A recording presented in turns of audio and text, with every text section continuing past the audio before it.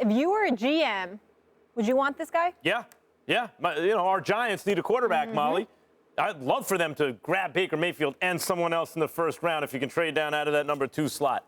Look, Baker Mayfield, the question is, we could all see he has that thing, right, that Tim Tebow and Deshaun Watson have, right? And the question is, where does he fall on that spectrum? Tim Tebow, whose mechanics were considered so bad that I think he was unfairly never given a chance to start again in the NFL after turning around a losing team, bringing them to the playoffs and winning a playoff game against the Pittsburgh Steelers. People are so enamored with, or so focused on technique because the experience of everyone is that technique, if you don't have it, you're not going to be consistently able to get results. But technique is just a means to an end, and Tebow had that extra thing that made guys want to play with him and for him. But maybe he didn't have enough technique even to get those repeated opportunities, even though he had success when he was given the opportunity.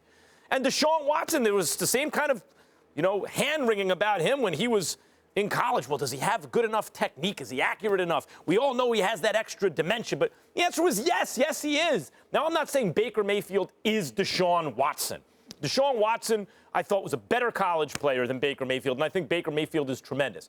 But the questions are, is he accurate enough? Yes, I believe he is. Is his arm strong enough? Yes, I believe it is. And he certainly has that it factor, the X factor, that seems to make it fun for guys to play with him. I don't see this as drafting a quarterback where after a couple years he's still learning. I think that Baker Mayfield, as soon as he gets that ball, as soon as they start him or he comes into a game, you're going to feel electrified and you're going to see whether or not they actually win in the end, because he's going to go to a bad team. You're going to see a noticeable difference. You're going to see a team overachieving. I would absolutely take him in the first round. I would take him in the first round, too. I'm just not sure I would take him as high as you would take him. Having said all of that, let me qualify my comments by making this point. This kid Bellamy out of Georgia that was screaming at him to humble himself, the brother dropped 48 points in a national semifinal. I mean, really, humble yourself?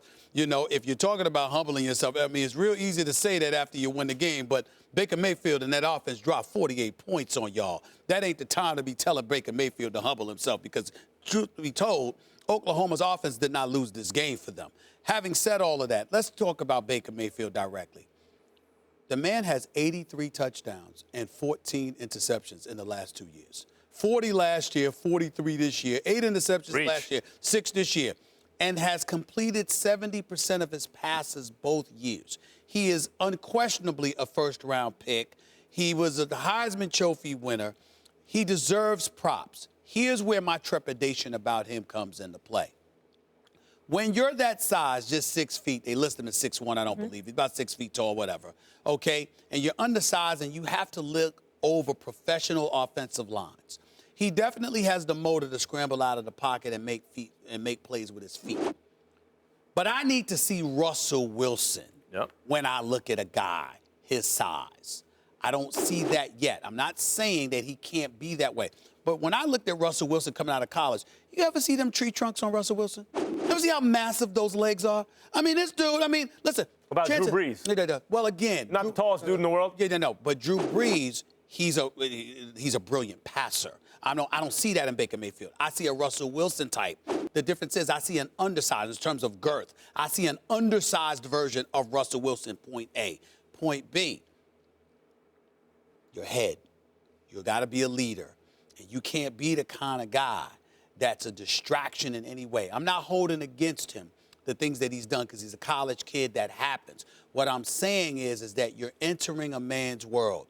And there are going to be professionals who have to pay their mortgages. This is their livelihood.